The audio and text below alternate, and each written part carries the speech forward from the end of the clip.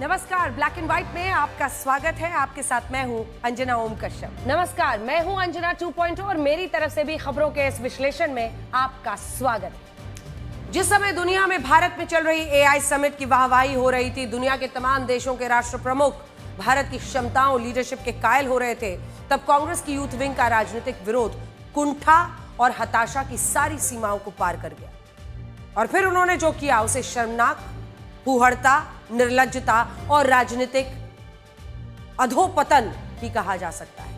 कांग्रेस की youth wing के कार्यकर्ताओं ने किसी पूर्व नियोजित योजना के तहत सुरक्षा घेरा तोड़कर एआई समिट में प्रवेश किया। इन लोगों ने न सिर्फ नारेबाजी की बल्कि उस समिट में अपने कपड़े उतार दिए, जिसमें देश विदेश के तमाम दिग्गज और प्रतिनिधि मौजूद थे। दुनिया भारत का बढ़ता कद देख रही थी। तब इन कुंठित लोगों ने अपनी निर्लज्जता से देश की किरकिरी कराने में, छवि बिगाड़ने में कोई कसर नहीं छोड़ी। आज हम इस बात का विश्लेषण करेंगे कि आखिर मोदी विरोध में कुछ लोग किस हद तक कपड़े उतारेंगे। इसके बाद आपको अमेरिका के राष्ट्रपति डोनाल्ड ट्रंप का पर्सनल बोर्ड ऑफ पीस दिखाएंगे, जिसकी बैठक में ऐसा लग रहा था कि ये दुनिया के कई देशों के नेताओं की बैठक ना होकर कोई इंटरनेशनल रियलिटी शो हो। इस शो में 26 देशों के राष्ट्राध्यक्ष और प्रतिनिधि शामिल थे। 14 देश ऐसे जिनके नागरिकों पर खुद ट्रंप ने ट्रैवल बैन लगाया है, वो अमेरिका नहीं जा सकते क्योंकि अमेरिका उनको खतरनाक देश मानता है। सबसे बड़ी बात यह है कि इस बैठक में ट्रंप रिंग मास्टर की तरह व्यवहार कर रहे थे। पाकिस्तान के पीएम शहबाज शरीफ जमूरे की तरह उठ तो उठ, बैठ तो बैठ। इस बैठक में जमकर बेइज्जती हुई है पाकिस्तान। और इसके बाद इस बात का विश्लेषण करेंगे कि क्या भारत में छत्रपति शिवाजी महाराज की शोभा यात्रा नहीं निकाली जा सकती। कर्नाटक के बागलकोट में छत्रपति शिवाजी महाराज की जयंती पर निकाली गई शोभा यात्रा पर एक मस्जिद के पास से पत्थर, जूते, चप्पल फेंकी गई, जबकि इस शोभा यात्रा के लिए पुलिस ने अनुमति ली गई थी। और मेरी एआई वर्जन आज आपके पास कौन सी खबर है? आज मैं भारत की तीसरी न्यूक्लियर सबमरीन आईएनएस अरिधमन के बारे में बताऊंगी। परमाणु हमला करने में सक्षम ये सबमरीन समंदर से दुश्मन का शिकार करेगी।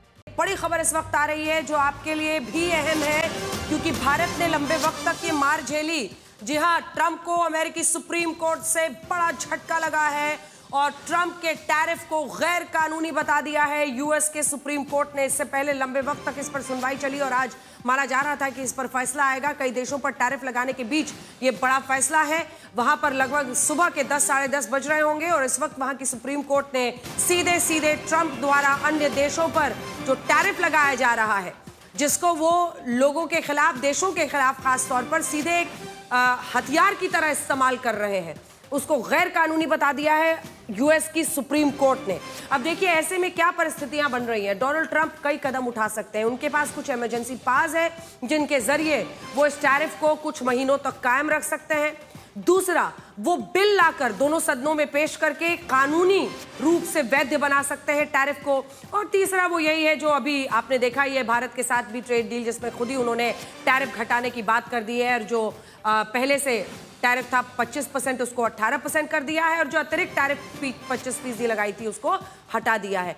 तो कई देशों के साथ ऐसा है, लेकिन ब्राजील से लेकर कई ऐसे देश हैं। हाल ही में आपने देखा फ्रांस से जब किरकिरी हुई तो वहां पर कहा उनके वाइन, शैंपेन सब पर लगा देंगे। कई यूरोपीय देशों पर ग्रीनलैंड के मुद्दे पर उन्होंने अतिरिक्त टैरिफ लगा दिया 10% का। कुछ देशों से वापस भी ले लिया। डावोस में पहुंचे तो अलग बोली बोलने लगे। कई लोग ये मानते हैं कि अमेरिका और इस वक्त अमेरिका की नीति डोनाल्ड ट्रंप के नेतृत्व में टैरिफ को लेकर इतनी वॉलेटाइल हो गई है कि कई देशों पर असर पड़ता है। और आपको बताएं कि इससे पहले अमेरिकी सुप्रीम कोर्ट का आज फैसला आना था। अमेरिकी शेयर बाजार में भी इसकी वजह से काफी कौतूहल देखी गई और गिरावट देखी गई, क्योंकि कई लोग ये मान रहे थे कि यूएस का सुप्रीम कोर्ट टैरिफ लगाने के ऊपर एक, जिसको कहते हैं, एडवर्स फैसला दे सकता है और वही हुआ। यूएस सुप्रीम कोर्ट ने टैरिफ को अवैध बता दिया है। ये डोनाल्ड ट्रंप के लिए बहुत बड़ा झटका है, खासतौर पर ऐसे तमाम देश जिन पर उन्होंने एक सजा के तौर पर टैरिफ अतिरिक्त लगाया, कभी कोई बहाना करके। सोचिए, खुद रशिया से परमाणु संयंत्रों के लिए ऊर्जा खरीदते हैं, जैसा कि व्लादिमीर पुतिन ने आज तक के इंटरव्यू में कहा था। लेकिन भारत पर इसलिए पेनल्टी अतिरिक्त 25% का लगा दिया था क्योंकि रशिया से हम तेल लेते थे, कच्चा तेल। तो कुल मिलाकर तमाम देशों पर जिस तरह से उनका रुख रहा था, वहीं चाइना के सामने झुक गए क्योंकि रेयर अर्थ मिनरल्स की बात वहां से होती है। तो अलग अलग देशों के सामने जो उनका अलग अलग रुख रहा है टैरिफ के मुद्दे पर, उसकी वजह से डोनाल्ड ट्रंप पूरी तरह से घिर गए थे, लेकिन वो इस पर कायम रहे और अमेरिका जैसा करता रहा है, डोनाल्ड ट्रंप जैसा करते रहे हैं। वो अतिरिक्त टैरिफ कई देशों पर लगाते रहे, अलग अलग तरीके से उनके साथ व्यवहार करते रहे। इस मामले में कंप्लेंट हुई, सुप्रीम कोर्ट में फैसला गया और सुप्रीम कोर्ट ने यह फैसला दिया है इसे अवैध ठहराया जाए। रोहित हमारे साथ इस वक्त जुड़ गए हैं। रोहित, पहले तो बताइए, जो ये खबर आ रही थी कि वहां की शेयर बाजार में भी बहुत एडवर्स रिएक्शन था, लोग उम्मीद कर रहे थे कि ट्रंप के टैरिफ को गैर कानूनी बताया जाएगा। रोहित, पहली बात। दूसरा, जो वहां के बाजार पर इसका असर होगा। तीसरा, ट्रंप के पास क्या विकल्प बचे हैं। और चौथा, भारत के नजरिए से इसे कैसे देखें। देखिए, ये एक्सपेक्टेड था। जिस तरह के आर्गुमेंट्स पेश किए गए थे नवंबर में कि कहीं ना कहीं हर किसी को पता था कि ये होने वाला है, और इसी के चलते प्रेसिडेंट ट्रंप के जो एक बहुत खास है सेंट्रल इंस्टाग्राम, उन्होंने एक बिल इंट्रोड्यूस किया था, आपको याद होगा दिसंबर में, क्योंकि एंटिसिपेशन कि अगर इस तरह से टैरिफ को सुप्रीम कोर्ट इलीगल ठहरा देती है तो वो कांग्रेस के थ्रू इसे लीगल बनाने की कोशिश करेंगे। तो पहली चीज, ये सबसे बड़ा विकल्प है प्रेसिडेंट ट्रंप के पास, और इसमें हामी जो है वो करीब करीब 80 सेनेटर्स की है। तो अगर वो बिल वो लेके आते हैं तो शायद पास हो जाता है, पहला। दूसरा, प्रेसिडेंट ट्रंप एक और एग्जीक्यूटिव ऑर्डर साइन कर सकते हैं, 2 और पावर्स है उनके पास, लेकिन उसमें प्रॉब्लम यह है कि सिर्फ 6 महीने तक वैलिडिटी होगी टैरिफ्स की।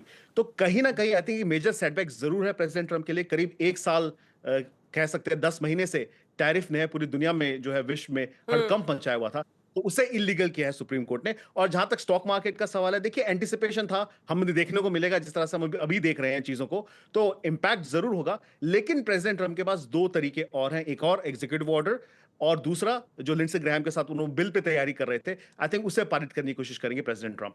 और रोहित, भारत इसको किस तरह से देखे, क्योंकि हमारे साथ तो 25% जो अतिरिक्त टैरिफ लगा दिया था रशिया के नाम पे, वो उन्होंने खत्म कर दिया, ऐलान कर दिया। 18% 25% को कर दिया है।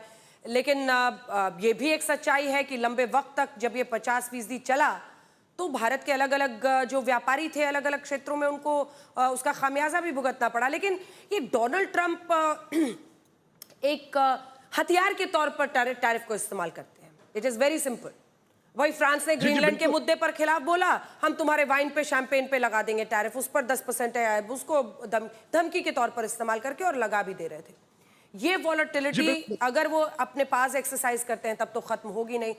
इस एंगल से अगर देखें तो सुप्रीम कोर्ट का ये फैसला कितना कारगर साबित हो सकता है। देखिए, बिल्कुल।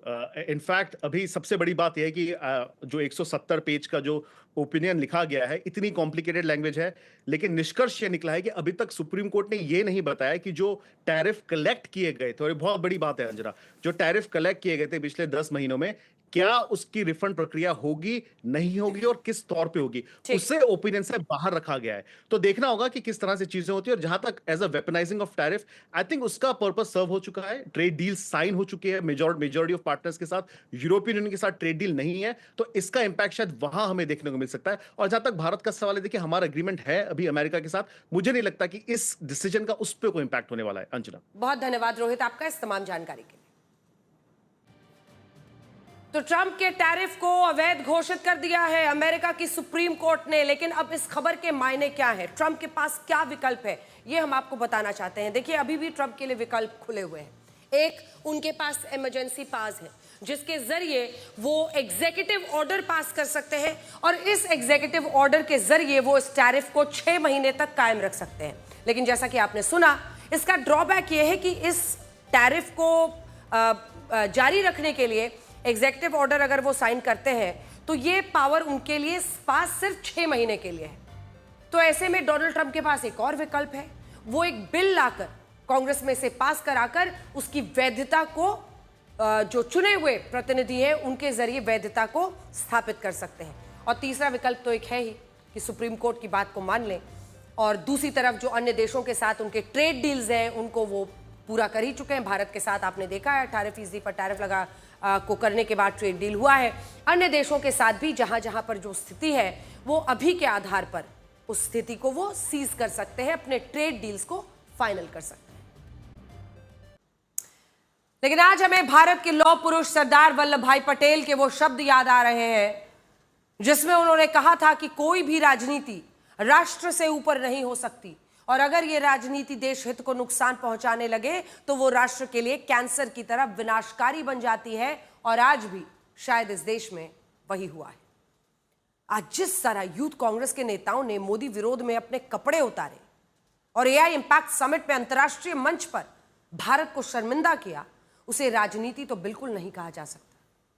वो राजनीति भारत के मान सम्मान को ठेस पहुंचाती हो, जो राजनीति भारत को अपमानित करती हो, जो राजनीति भारत के लोकतंत्र पर दाग लगाती हो, जो राजनीति बीमारी मानसिकता से ग्रस्त हो, जो राजनीति ये भूल जाए कि देश का हित किसमें है, उस राजनीति को राजनीति बिल्कुल नहीं कहा जा सकता। ब्रिटेन, दक्षिण कोरिया और फ्रांस के बाद भारत दुनिया का चौथा ऐसा देश था जो आर्टिफिशियल इंटेलिजेंस को लेकर इस तरह के वैश्विक सम्मेलन की मेजबानी कर रहा था। और ये वो मंच था जहां दुनिया भारत की क्षमता, भारत का भविष्य की दिशा को देख रही थी। लेकिन इस मंच पर यूथ कांग्रेस के नेताओं ने राष्ट्रीय गरिमा की सीमा को लांघकर देश की इज्जत को तार तार कर दिया। और सोचिए ये सारा तमाशा क्यों हुआ? ये सारा तमाशा सिर्फ प्रधानमंत्री नरेंद्र मोदी का विरोध करने के लिए हुआ, जबकि ये समिट प्रधानमंत्री मोदी या बीजेपी का समिट नहीं था। ये भारत के 145 करोड़ लोगों का प्रतिनिधित्व करने वाले पूरे देश का समिट था। और दुनिया भी इस समिट के जरिए नए भारत को देख रही थी। लेकिन इस समिट में यूथ कांग्रेस की राजनीति पूरी तरह निर्वस्त्र हो गई। इससे दुनिया के सबसे बड़े लोकतंत्र को शर्मसार किया। आज सबसे पहले इन तस्वीरों को देखिए, कैसे यूथ कांग्रेस के ये नेता और कार्यकर्ता इस सम्मेलन में दाखिल हुए। इंटरनेशनल एआई इंपैक्ट समिट, वहां पर पहुंचकर जहां पर हजारों भारतीय भी मौजूद हैं, क्योंकि वो इस समिट के जरिए कुछ सीखना, कुछ देखना चाह रहे हैं। कई व्यापारी वहां पर मौजूद हैं जो समझ रहे हैं कि कैसे व्यापार में अपने एआई का इस्तेमाल किया जाए। कई एआई कंपनीज हैं भारत की जो अपनी डेटा सिक्योरिटी को लेकर वहां पर कैसे बेहतर डील्स की जाए, इस पर चर्चा कर रहे हैं। विश्व के बड़े बड़े सीईओज पहुंचे हुए हैं, अंतर्राष्ट्रीय पेविलियंस है, इंग्लैंड से लेकर सभी देशों के वहां पर मौजूद है लोग।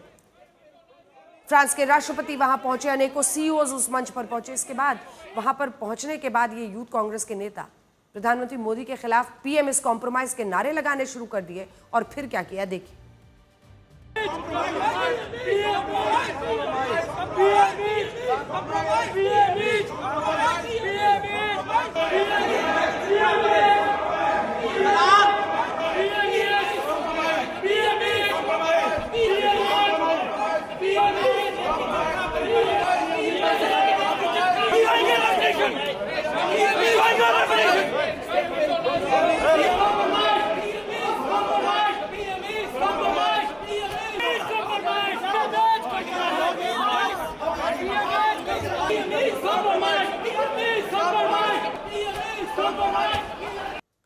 राष्ट्रहित में कभी कभी ये समझ भी जरूरी होती है कि कब विरोध को विराम देकर देश की सामूहिक छवि को प्राथमिकता दी जाए। बीमारी नहीं है, मतलब आप प्रधानमंत्री के खिलाफ विरोध कर सकते हैं, उसके लिए निर्धारित की गई है जगह, जंतर मंतर।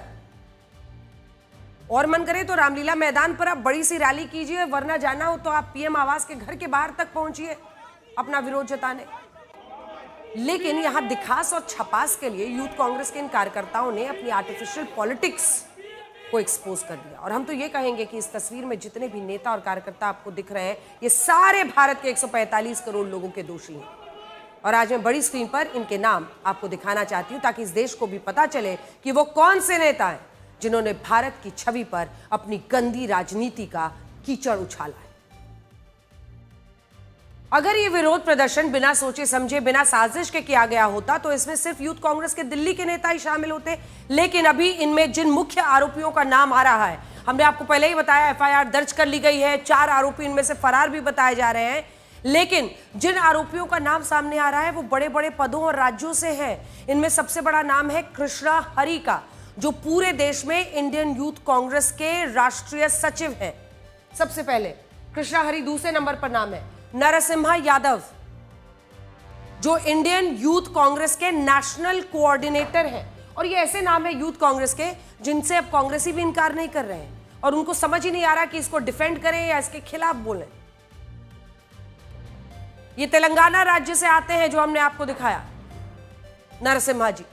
इसके बाद तीसरे मुख्य आरोपी हैं कुंदन यादव, जो बिहार में यूथ कांग्रेस के राज्य सचिव हैं। ये देखिए, अजय कुमार, जो कि यूपी उपाध्यक्ष हैं यूथ कांग्रेस के।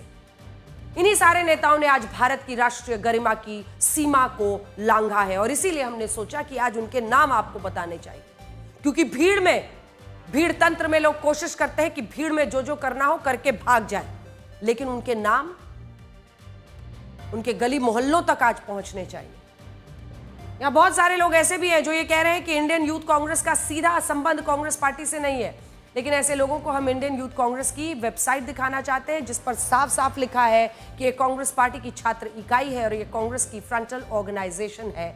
पढ़िए, यूथ कांग्रेस और कांग्रेस में क्या संबंध है ये आपको यहीं पर दिख जाएगा, क्योंकि ये राहुल गांधी की तस्वीर के साथ इंडियन यूथ कांग्रेस है। यूथ कांग्रेस की वेबसाइट जो कि iyc.in पर उनके बारे में लिखा है और ये साफ साफ कहते हैं youth Congress Indian national Congress की यूथ विंग है। और कांग्रेस पार्टी के भी जितने नेताओं से आज हमारी इस मुद्दे पर चर्चा हुई उन सब ने स्वीकारा कि हाँ, ये हम लोग हमारे साथ जुड़े हुए हैं, लेकिन एक नैरेटिव फैलाने की कोशिश। अब आप इन दोनों तस्वीरों के साथ में देखिए, आज यूथ कांग्रेस के ये नेता प्रधानमंत्री मोदी के खिलाफ जो नारे लगा रहे थे, उस नारे का आविष्कार कांग्रेस नेता राहुल गांधी ने किया है। इसी महीने की 4 तारीख को संसद भवन के बाहर राहुल गांधी और कांग्रेस पार्टी के सांसदों ने इसी नारे के साथ प्रधानमंत्री मोदी के खिलाफ प्रदर्शन किया, जिस पर लिखा था पीएम इज कॉम्प्रोमाइज्ड। ये देखिए, और आज भी यूथ कांग्रेस के नेताओं ने एआई समिट में जो टी शर्ट्स लहराई, जो नारे लगाए, उनमें भी पीएम इज कॉम्प्रोमाइज्ड ही वो कहना चाह रहे थे। दोनों जगह यही किया गया। अब जानते हैं ये नारा क्यों लगाया जा रहा है। यह नारा इस आरोप के साथ लगाया जा रहा है कि भारत ने अमेरिका के साथ जो ट्रेड डील की, उसमें प्रधानमंत्री मोदी अमेरिका के राष्ट्रपति डोनाल्ड ट्रंप के दबाव में आ गए। उन्होंने भारत के किसानों, डेयरी उत्पादकों के हितों में समझौता कर लिया और जिस दिन से इस डील का ऐलान हुआ, उसी दिन से राहुल गांधी और कांग्रेस के कई नेता प्रधानमंत्री मोदी पर बार बार लगातार कॉम्प्रोमाइज यानी बिक जाने का आरोप लगा रहे हैं। जबकि हकीकत यह है कि अमेरिका ने खुद इस बात को स्पष्ट किया है कि कृषि और डेयरी सेक्टर में जो उत्पाद और श्रेणियां पहले भारत में सुरक्षित रखी गई थी, उन्हें अब भी उसी स्थिति में रखा गया है। लेकिन इसके बावजूद राजनीति के लिए यह नारा लगातार उछाला जा रहा है और हम तो कहते हैं कि आप जो नारा लगाना चाहते हो लगाओ। इस देश में राहुल गांधी और कांग्रेस के नेताओं ने जब प्रधानमंत्री मोदी के खिलाफ चौकीदार चोर है का नारा लगाया, तब भी उन्हें किसी ने नहीं रोका।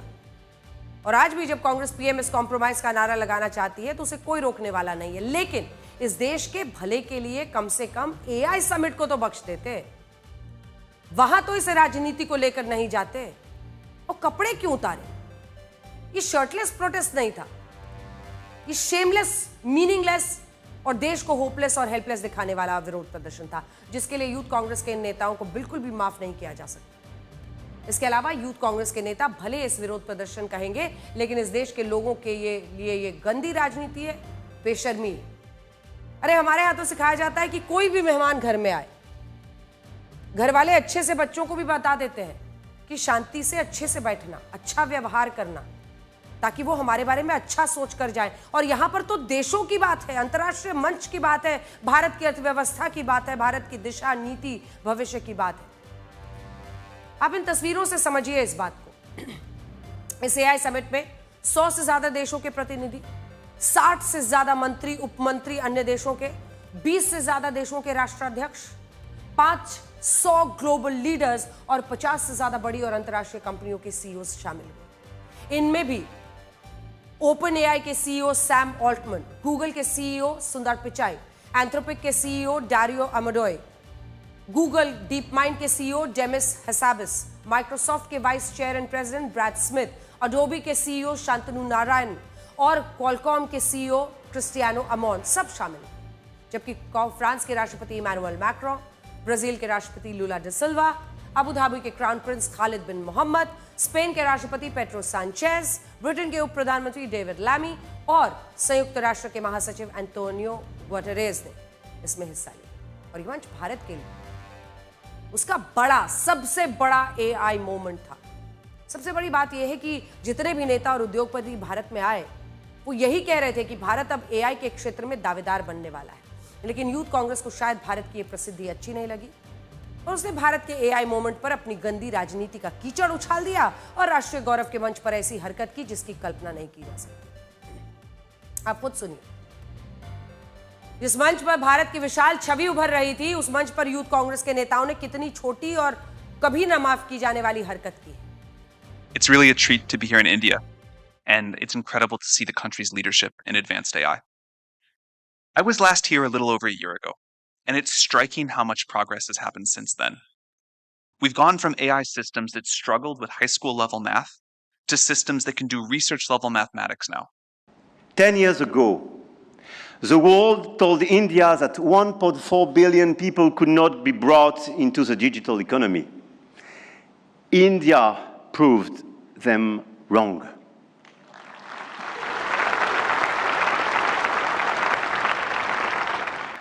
Prime Minister Modi and distinguished leaders, it's wonderful to be back in India. Every time I visit, I'm struck by the pace of change, and today is no different. Back when I was a student, I often took the Coromandel Express train from Chennai up to IIT Kharagpur. To get there, we passed through Visakhapatnam, Vizag. I remember it being a quiet and modest coastal city brimming with potential. Now in that same city, Google is establishing a full-stack AI hub, part of our $15 billion infrastructure investment in India. Meeting in India has special meaning. It brings this conversation closer to the realities shaping much of the world.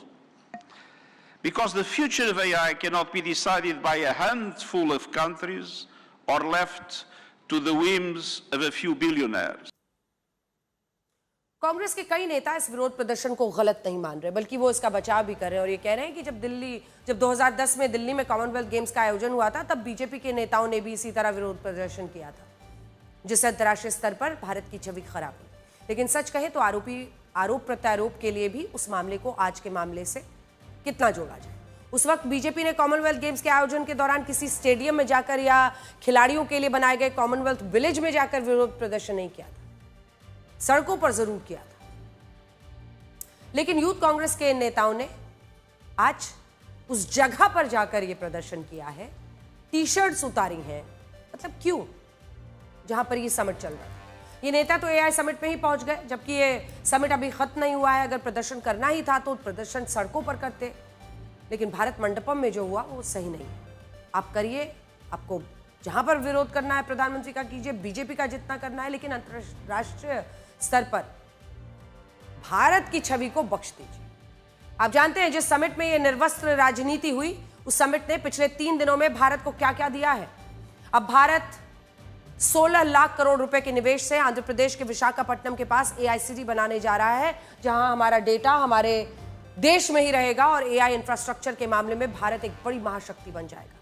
इसी AI summit में दुनिया ने इस बात को महसूस किया कि जब अमेरिका दबाव की राजनीति अपना रहा है और चाइना अपने नियंत्रण को ज्यादा मजबूत करना चाहता है, तब एआई इंफ्रास्ट्रक्चर और जीपीयू चिप्स के लिए भारत जैसे लोकतांत्रिक देश पर पूरा भरोसा किया जा सकता है। इसी एआई समिट में यह भी ऐलान हुआ कि 2 साल में भारत को एआई के क्षेत्र में 18 लाख करोड़ रुपए का निवेश मिलेगा, जिसमें गूगल कंपनी अगले 5 साल में 1,36,000 करोड़ रुपए निवेश करेगी।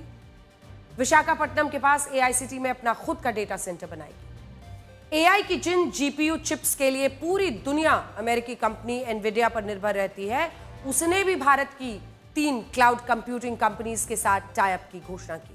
और इसी समिट में यह भी ऐलान हुआ कि माइक्रोसॉफ्ट कंपनी साल 2030 तक भारत में 4.5 लाख करोड़ रुपए का निवेश करेगी। और भारतीय कंपनियों में रिलायंस और अडानी ग्रुप भी $100 बिलियन यानी 9 लाख करोड़ रुपए का निवेश करेंगे।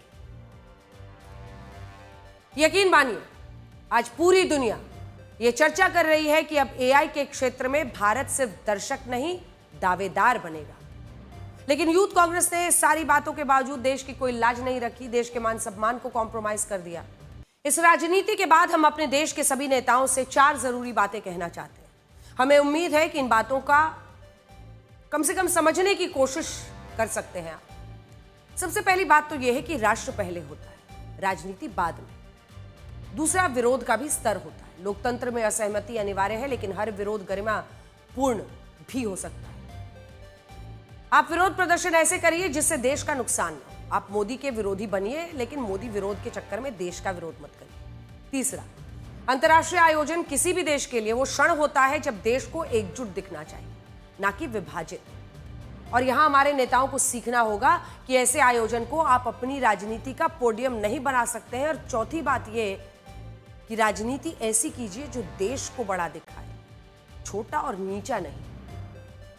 आपको उस बोर्ड ऑफ पीस के बारे में बताते हैं जिसे अमेरिका के राष्ट्रपति डोनाल्ड ट्रंप ने एक रियलिटी शो बनाकर रख दिया और अब पूरी दुनिया में लोग मजाक उड़ाते हुए कह रहे हैं कि राष्ट्रपति ट्रंप को नोबेल पीस प्राइज नहीं मिला, इसीलिए उन्होंने खुद का बोर्ड ऑफ पीस ही बना दिया। आज अमेरिका की राजधानी वॉशिंगटन डीसी की इस बोर्ड ऑफ पीस की पहली बैठक हुई, जिसमें उन 26 देशों के राष्ट्राध्यक्ष और प्रतिनिधि शामिल हुए जिन्होंने इसकी सदस्यता को स्वीकार किया है।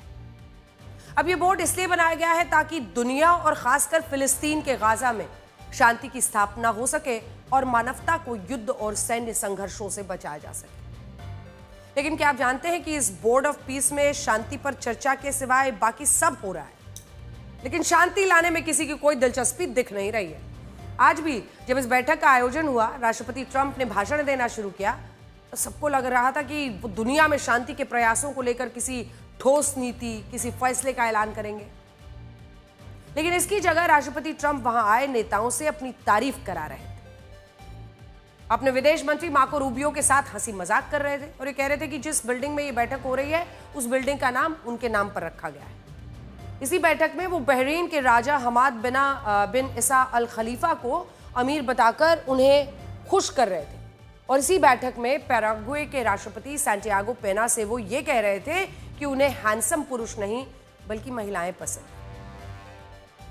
सच में क्या यही है राष्ट्रपति ट्रंप का बोर्ड ऑफ पीस या कोई रियलिटी शो है ये? आप खुद देखिए कि 48 मिनट के भाषण में राष्ट्रपति ट्रंप ने दुनिया जहां की बातें करी, लेकिन शांति स्थापना के लिए ये बैठक बुलाई गई थी, उस शांति स्थापना पर वो कुछ मिनट भी नहीं बोले। He said, "There's a surprise coming." I didn't know that surprise. I thought they were going to give me a lot of money or something, maybe cash. Can always use some extra cash. I think they've become friends, right? Yeah, great. Stand up. Stand up. He's so rich, he can sit there. He can sit wherever the hell he wants. You know, he could sit up in the corner. He could sit up top. He might take a piece of this building, Marco. He'll take 25% of the building for about $6 billion. Young, handsome guy. It's always nice to be young and handsome. Doesn't mean we have to like you. I don't like young, handsome men. Women, I like. Men know how to have any interest. Last time I went to China, President Xi, he treated me so well. He gave me a display. I never saw so many soldiers all the same height, exactly the same height within a quarter of an inch. You can do that when you have 1.4 billion people. You know, lots of shoulders. Everybody was within about 1/8 of an inch the same height. I said, if they put their helmets down, you could have played pool on the top of their heads.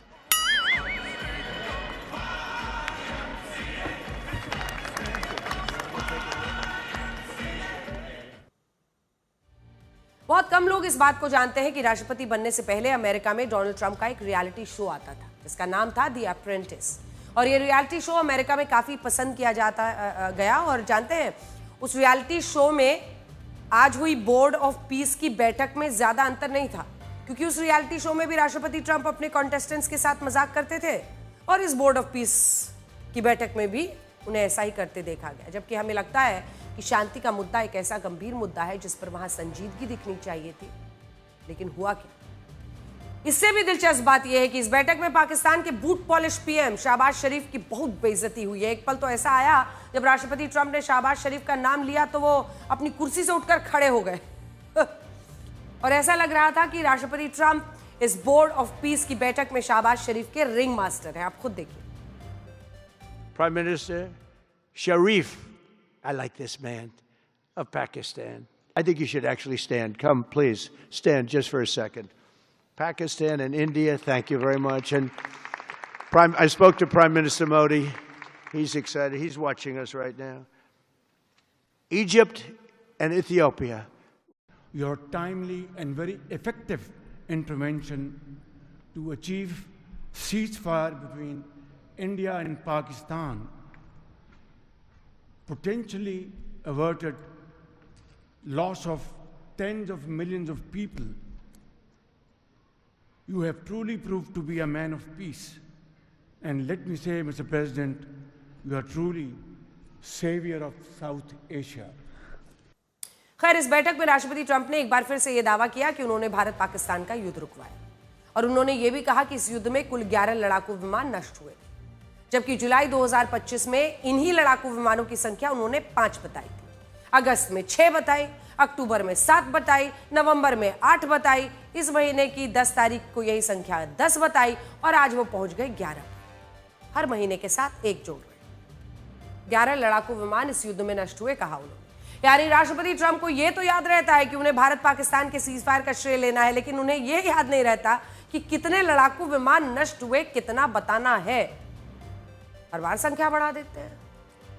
You had India, Pakistan, that was going. In fact, planes were being shot out of the air. 4 or 5, but I think 5 jets were shot down actually. And 4 or 5, but I think 5 jets. Planes were being knocked out of the air. 6 or 7 planes came down.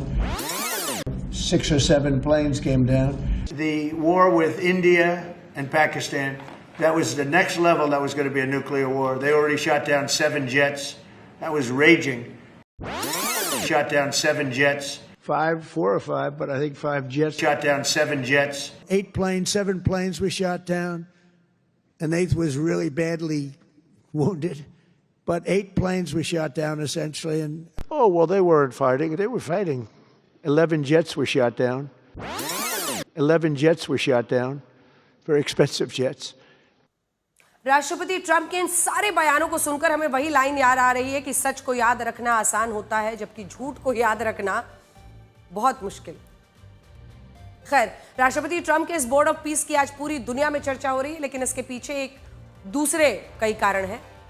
और वो कारण क्या है, आइए आपको दिखाते हैं। राष्ट्रपति ट्रंप के इस बोर्ड ऑफ पीस में कुल 26 देश अब तक शामिल हुए हैं। इनमें 14 देश तो ऐसे हैं जिन पर राष्ट्रपति ट्रंप ने खुद ट्रैवल बैन लगाया हुआ है। इन सारे देशों के नाम आप यहां देख सकते हैं और इनमें पाकिस्तान, इजिप्ट, जॉर्डन, कुवैत जैसे देश भी शामिल हैं। अब वो ये सोच रहे हैं कि हाँ में हाँ मिलाने अमेरिका की जी हजूरी का एक मौका है। अमेरिका कहता है कि वो इन देशों के नागरिकों को अपने देश में नहीं आने देगा, क्योंकि इन देश में आतंकवाद और जोखिम ज्यादा है और ये देश अस्थिर है।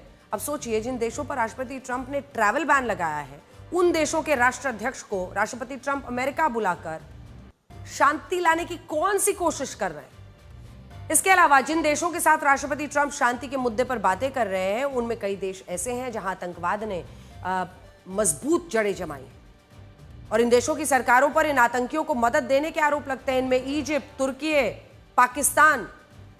सोचिए, इन देशों के साथ राष्ट्रपति ट्रंप कौन सी शांति ला रहे हैं, और अगर शांति लानी है तो पहले इन देशों में जो आतंकवाद है उसको खत्म करने के लिए कुछ करिए। यह भी देखिए कि जिन देशों को राष्ट्रपति ट्रंप ने बोर्ड ऑफ पीस का सदस्य बनाया है, उन देशों में ज्यादातर देशों में या तो दिखावटी लोकतंत्र है या तानाशाही है। और आप इनकी लोकतांत्रिक देशों में रैंकिंग भी देख लीजिए।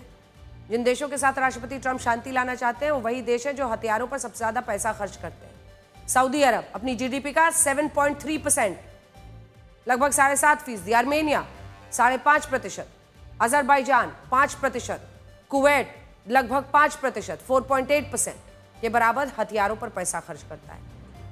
लेकिन ये बातें शांति की कर रहे हैं।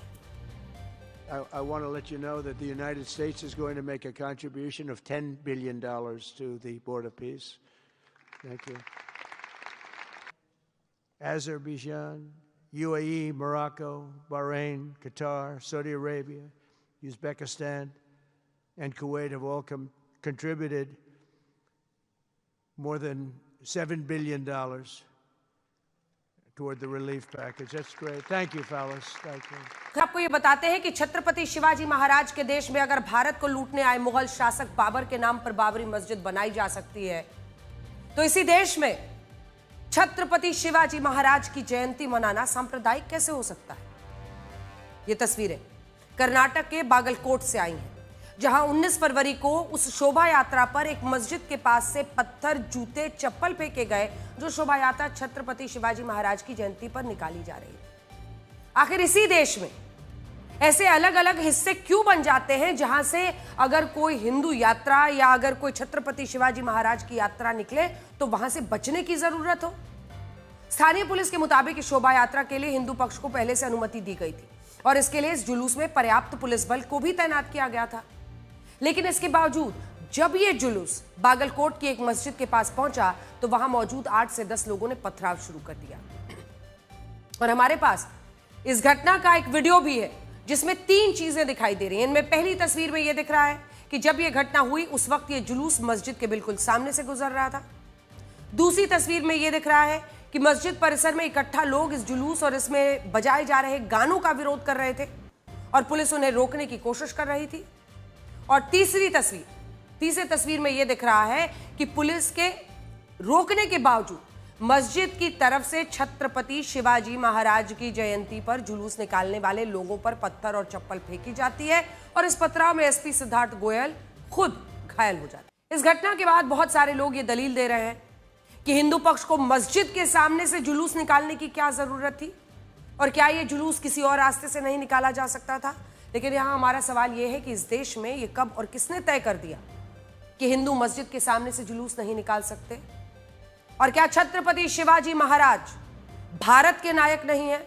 और अगर वो भारत के नायक हैं तो हर नागरिक के नायक हैं और मुसलमान मंदिर के सामने से जुलूस नहीं निकाल सकता, ये कैसे, किसने तय कर दिया? आप ये सोचिए कि ये जुलूस पाकिस्तान के बालाकोट में नहीं निकाला जा रहा है ना, जिस पर इतना विवाद किया जाता। ये जुलूस तो भारत के बागलकोट में निकाला जा रहा है और ये भी किसी एक धर्म का जुलूस नहीं था। ये भारत के महान योद्धा छत्रपति शिवाजी महाराज की जयंती का उत्सव था, जिन्होंने मुगल काल में इसी कर्नाटक के लिए काफी संघर्ष किया। छत्रपति शिवाजी महाराज तो वो योद्धा थे जिनकी सेना में कई मुसलमान, लेकिन वो भारत के लिए मर मिटने को तैयार थे, मुगल शासकों के खिलाफ थे और अपनी मिट्टी के लिए अपना हक अदा करना चाहते थे। सिद्दीलाल, नूर खान बेग, सरदार शामा खान, इब्राहिम खान, सिद्दी इब्राहिम, दौलत खान और काजी हैदर वो मुसलमान थे जो छत्रपति शिवाजी महाराज की सेना का हिस्सा थे और छत्रपति शिवाजी महाराज ने मुगल शासक औरंगजेब के खिलाफ संघर्ष किया था।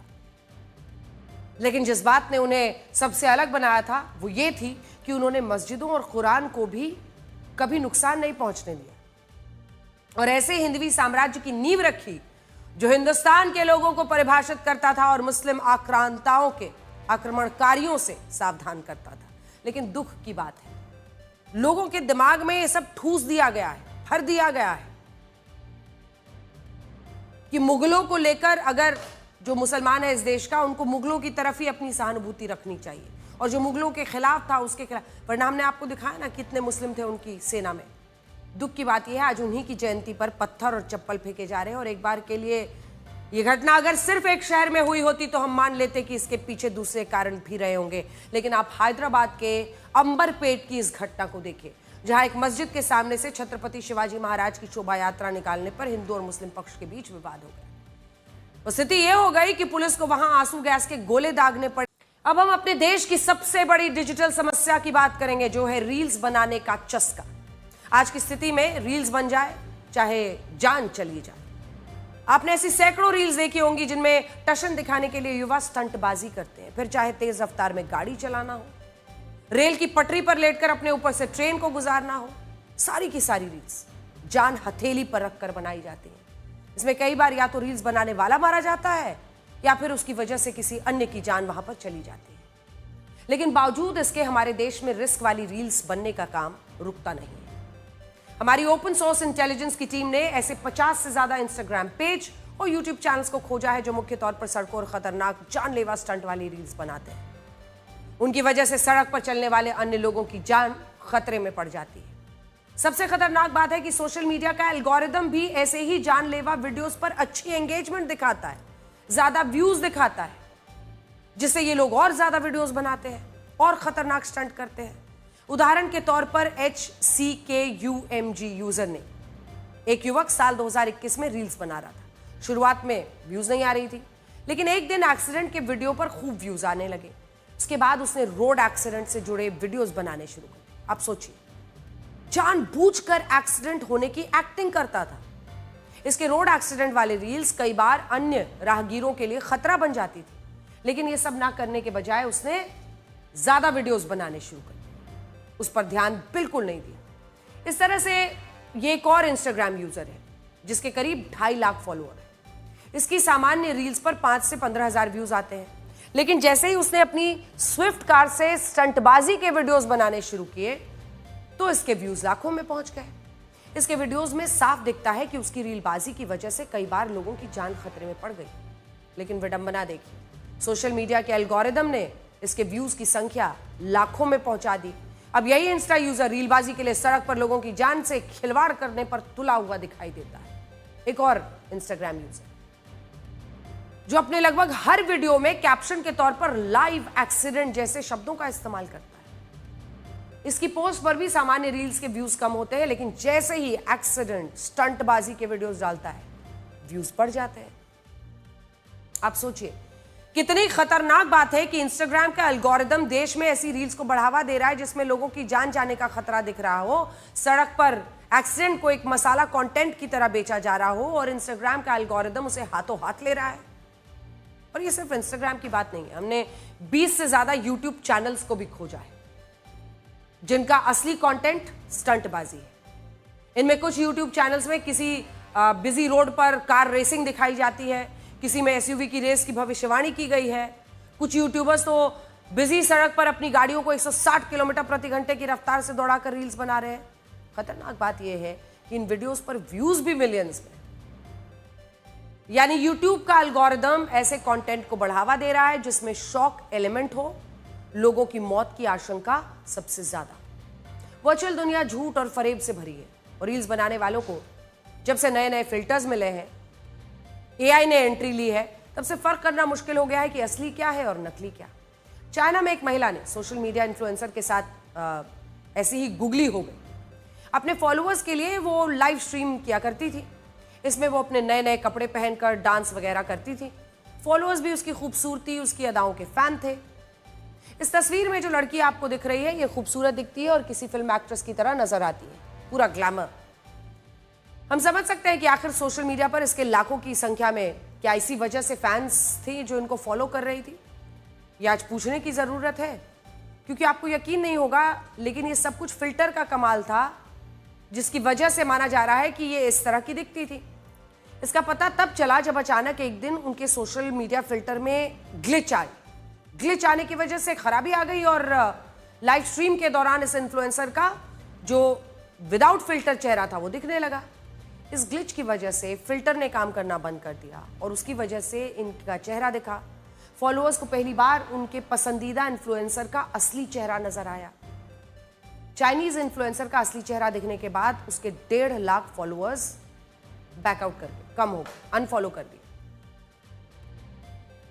जैसे ही उसका असली चेहरा दिखा, लोगों ने अनफॉलो करना शुरू कर दिया। बस यही है रील्स में दिखने वालों और उसकी असली जिंदगी का फर्क। हम ये नहीं कह रहे हैं कि सारे इन्फ्लुएंसर्स झूठ दिखाते हैं, लेकिन फिल्टर्स और एआई के जमाने में ज्यादातर अब ऐसा ही करने लगे। और दूसरी तरफ आप उन फॉलोअर्स को देखिए जो फिल्टर के साथ तो उनको पसंद कर रहे थे, लेकिन जैसे उनको सजा देने के मूड में जैसे ही बिना फिल्टर का चेहरा दिखा वो अनफॉलो करने लगे। मतलब कंटेंट में उनका इंटरेस्ट नहीं था, वो कैसी दिखती थी इसमें उनका इंटरेस्ट था। आप में से बहुत सारे लोग इन मोहतरमा को भी जानते होंगे। ये इनका नाम है तन्वी जोशी। इंस्टाग्राम की खूबसूरत शायरा कहलाती हैं। इंस्टाग्राम पर इनके 2 लाख से ज्यादा फॉलोअर्स हैं। और इसी के साथ ब्लैक एंड व्हाइट में अभी के लिए इतना ही, लेकिन कल रात 9 बजे आपसे फिर होगी मुलाकात। तब तक आप खुश रहिए, सुरक्षित रहिए, स्वस्थ रहिए। और इतिहास गवाह है, महल वहीं ढहे हैं जिनमें मंथरा और शकुनी जैसे कान भरने वाले रहे हैं। नमस्कार।